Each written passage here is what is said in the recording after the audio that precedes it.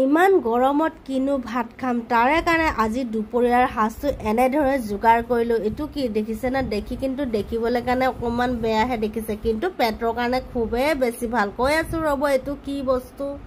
এটো হৈছে মাকৈৰ গুড়ি। মাকৈ হেদিনাখন মই শুকাই মেলি অকমান ভাজি তাৰ পাছতে এইখিনি গুড়ি কৰি থৈছিলো। আৰু আজি যিহেতু ইমান বেছি গৰম পৰিছে তাৰে কাৰণে ভাত খোৱাটো কোনো সম্ভৱে নহয়, এনেকুৱা লাগিছে মানে খাবলৈ মন নগল। তাৰ কাৰণে এইখিনি মই বাটি এটাত লৈ মেলি আমি তিনিওটাই মিলি আজি দুপৰীয়াৰ সাজত এইহে খালো।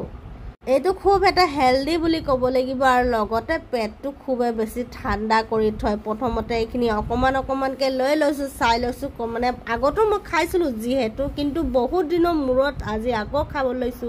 আৰু একেবাৰে ফ্ৰিজৰ ঠাণ্ডা পানী এইখিনিৰ লগত ধুনীয়াকে মিক্স কৰি ইয়াতে চেনি দি পেলাই ধুনীয়াকে মিক্স কৰি লৈছো। আৰু দেখিবলৈ কাৰণে যদিও বেয়া, কিন্তু খাবলৈ কাৰণে খুবেই বেছি ভাল হৈছিলে।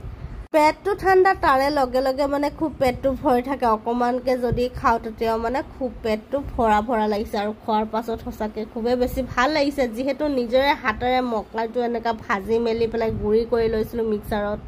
আৰু বেছি গৰম পৰিলে এইবোৰ খালে কোনো ক্ষতি নকৰে। তাৰে কাৰণে আজি দুপৰীয়াৰ সাজটো এনেদৰে খাই সামৰি মাৰিছো।